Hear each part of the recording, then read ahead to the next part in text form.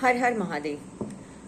हम सभी जानते हैं कि अंबुबाची मेला आसाम में कामाख्या मंदिर में चल रहा है। आज से शुरू हुआ है 22 जून से लेके 26 जून तक, और इसके बाद जो है 27 या 28 जून से रक्त वस्त्र जो है वो डिस्ट्रीब्यूट होने लगता है भक्तों के लिए। रक्त वस्त्र क्या है? अभी माता के योनि पीठ पे एक सफेद कपड़ा बिछा देते हैं जो लाल रंग में परिवर्तित हो जाता है, और वो जो है वस्त्र दिया जाता है भक्तों को, डिस्ट्रीब्यूट किया जाता है प्रसाद के रूप में, जिसे हम रक्त वस्त्र कहते हैं, जो बहुत ही पावरफुल होता है। अगर आप इसको अपने पूजा घर में रखते हैं या आप इसको कवच के रूप में पहन लेते हैं तो माता की कृपा आप पर हमेशा बनी रहती है, और आप जो भी साधना करते हैं उसमें आपको सफलता मिलती है, या जो भी कार्य आप करते हैं उसकी पावर इंक्रीज हो जाती है और वो काम बहुत जल्दी सक्सेसफुल हो जाता है।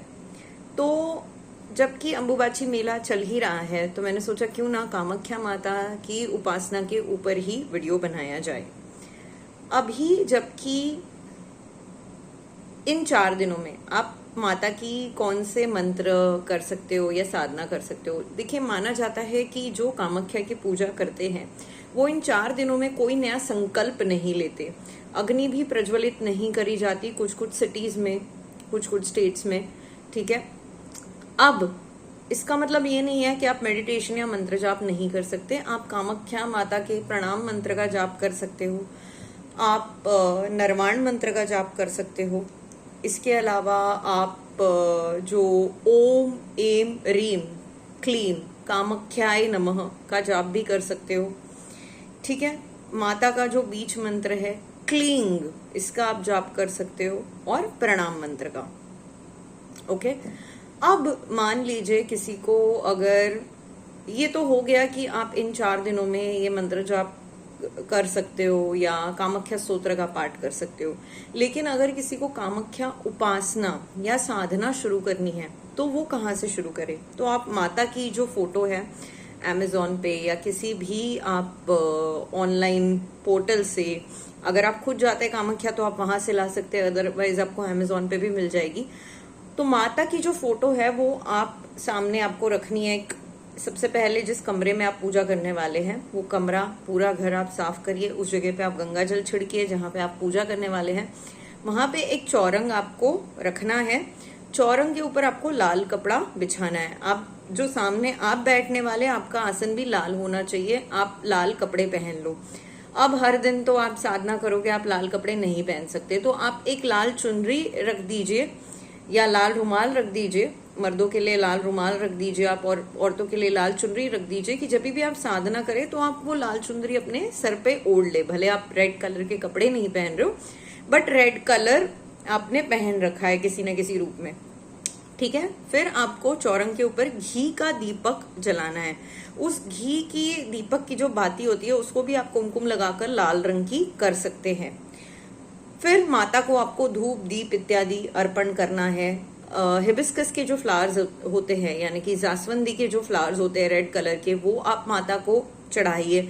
यदि आपको हिबिस्कस के फ्लावर्स नहीं मिलते, क्योंकि हर जगह पे जरूरी नहीं कि अवेलेबल हो, फिर आप रेड रोज जो है वो माता को अर्पण कर सकते हैं, ठीक है, अगर हिबिस्कस फ्लावर्स का अभाव हो तो। वरना यूजुअली आप हिबिस्कस फ्लावर्स ही चढ़ाइएगा। कोई भी मिठाई आप माता को चढ़ा सकते हैं भोग के रूप में, ठीक है। एक छोटा सा पानी का ग्लास या लोटा भी तांबे का आप माता के पीने के लिए पानी रख देना।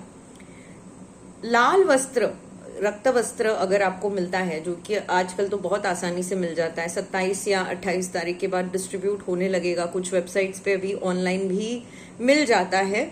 यदि आप खुद जाकर वहां से लेकर आ रहे हो या आपने किसी को भेजा, मतलब आपका कोई रिलेटिव फ्रेंड गया है जो वहां से लेकर आ रहा है, या आपको ऑनलाइन आपने किसी पंडित के थ्रू मंगाया है, लाल वस्त्र जब आपके पास आ जाता है तो आपको क्या करना है, इसको किसी डिब्बी में फूलों से ढककर आपको रखना है। कोई चांदी की डिब्बी हो, तांबे कॉपर की या ब्रास की डिब्बी हो चलेगी, सिल्वर की डिब्बी चलेगी, स्टील की भी चलेगी। बस प्लास्टिक की डिब्बी अवॉइड करना। प्लास्टिक के डिब्बे में हमें इसे नहीं रखना है क्योंकि वो बहुत पवित्र और बहुत शक्तिशाली चीज है।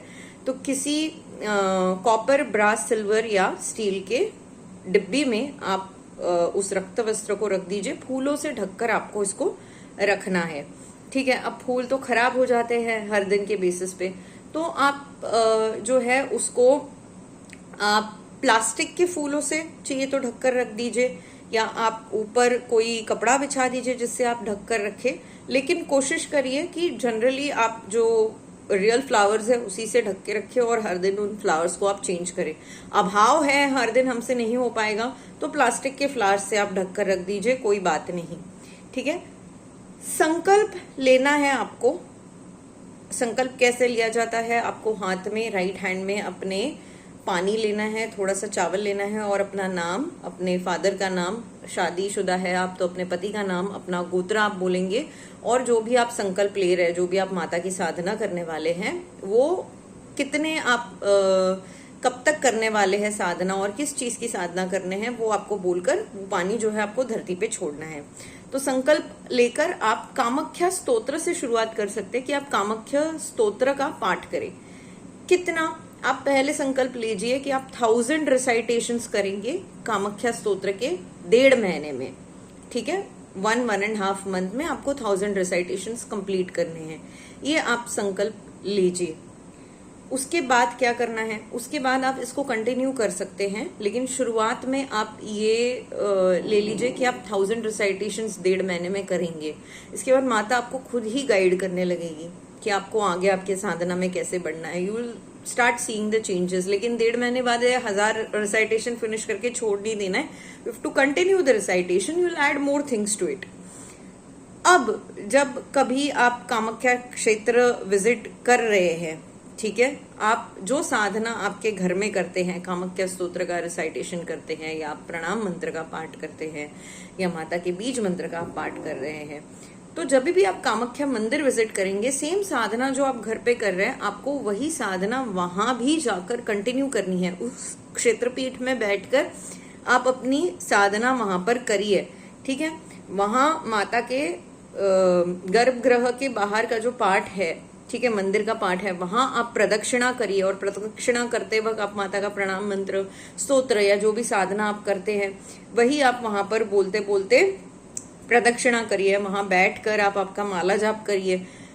आपके पास लाल वस्त्र अगर अभी अवेलेबल नहीं है, रक्त वस्त्र, तो जब आप मंदिर जाएंगे, जब कभी आप कामाख्या क्षेत्र विजिट करेंगे, तब आप वहां से माता का जो रक्त वस्त्र है वो लेकर आए, और जाते वक्त आप एक तांबे का लोटा अपने साथ हमेशा लेकर जाए। वहां से देखिए, वहां जब आप जाते हैं ना दर्शन के लिए, माता का जो योनि पीठ है वही है मेन चीज जहां आपका एक्चुअल दर्शन होता है। तो वहां से आप पंडित जी को वो लोटा दे दीजिए तांबे का, उसमें वो आपको योनि पीठ के यहाँ का जल भरकर दे देंगे। वो जल बहुत शक्तिशाली जल होता है। वो जल लेकर आप मंदिर के बाहर जब निकलेंगे, एक बिस्लरी की बोतल ले लीजिए, उसको खाली कर दीजिए, वो पानी आप प्लांट में डाल दीजिए, झूठा नहीं करना है आपको पी के, प्लांट में डाल दीजिए, और वो खाली बोतल में आप ये तांबे के लोटे में जो आपने योनि पीठ से जल लिया है उसको भरकर आप अपने साथ ले आइए। ठीक है, उस जल को आप अपने पूजा में इस्तेमाल करें। जब भी आप कोई आपकी पूजा कर रहे हैं संकल्प लेके, तब आप उस जल का इस्तेमाल करें। वो जल आपको आपके नॉर्मल जो पूजा का जल है, पहले आपको ये जल डालना है लोटे में, और उसमें फिर आपको आपका नॉर्मल पूजा का जल डालना है। ये जल आपको थोड़ा थोड़ा ही इस्तेमाल करना है। जैसे हम गंगा जल में पानी डालते हैं और फिर वो पूजा के लिए हम इस्तेमाल करते हैं ना, वैसे ही इस जल को आप पहले डालेंगे आपके घर के पूजा के लोटे में, और फिर उसमें आप नॉर्मल पानी डालेंगे, और इस जल को आप यूज करेंगे अपने पूजा के लिए। ये बहुत शक्तिशाली जल होता है।